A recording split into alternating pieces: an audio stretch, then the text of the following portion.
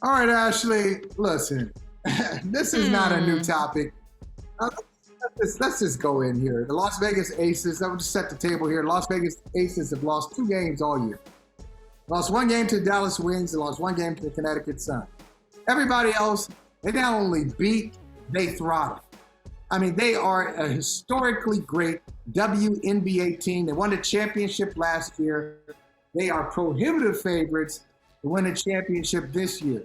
They had a first-year coach last year, Becky Hammon.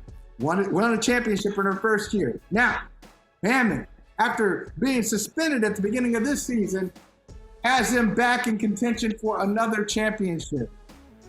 And so you see the headline that says NBA teams should jump at the chance to get Becky Hammon. No, we know that they should. What I want to talk about is why they haven't. And I just want— I can tell you exactly why. When they're— yeah, but I'm saying, I know you can. I just want people to admit their biases, their sexism, or their status as excuse makers. Because I got it all lined up. Becky Hammon played in the WNBA. Becky Hammon coached in the NBA for one of the model franchises, assistant coach, one of the model franchises in the league. She had to leave the NBA just to get a head coaching spot somewhere else, because it wasn't going to happen in that league. It wasn't going to happen. There were so many excuses. It wasn't going to happen because of sexism, pure and simple. She was on the same coaching staff as Ime Udoka, who has now gotten not 1 but 2 head coaching jobs. On the same coaching staff as James Borrego, who has gotten not 1 but 2 head coaching jobs. On the same staff as Will Hardy, young Will Hardy, who's the head coach of the Utah Jazz. Borrego and Hardy, Ashley, never played pro basketball. They ain't played. They stopped in college. So for those who say, well, you need somebody who can play the game. No. Joe Mazzulla didn't play the game. Borrego didn't play the game.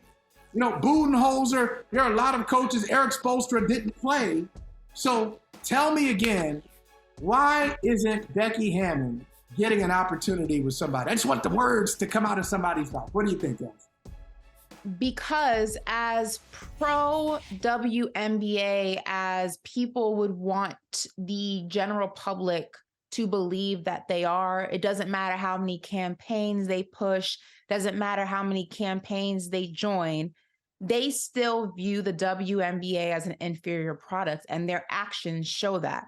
And you can say and you can maneuver and you can, spin master it all you want, but the actions don't lie. And I don't think it's the players. There are a lot of players who have come out in favor of the WNBA. They support the WNBA.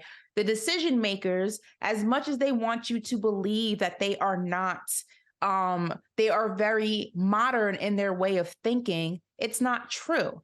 Because if you think about a Doc Rivers who constantly fails upwards, why is he constantly given different jobs after he continues to fail at his previous ones? Let's call a spade a spade. He got a championship in Boston, failed in Philly, failed with the Clippers. There was a report that he was possibly in the running for the Phoenix job, and now he's in the running for an announcing job. He continues to fail upward.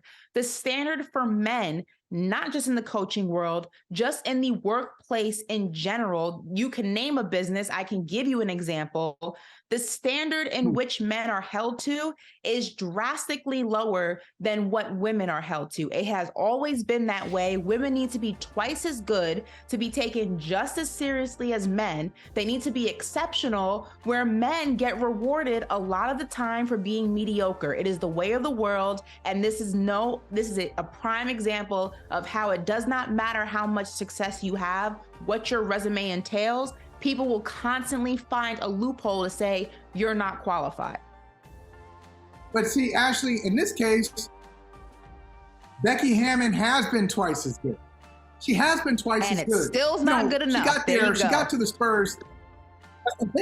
Well, she got to the Spurs the year after they won the title. One of my favorite championships.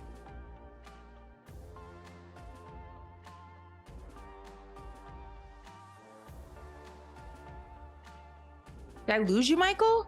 Listen, see, this is what happens when we talk about women in sports, inequality. The system goes into overdrive. It gets a little crazy. Don't worry, we're going to get Michael back. But when it comes to Becky, I have to say, I absolutely love the quote that she gave. I'm not going to beg for a job.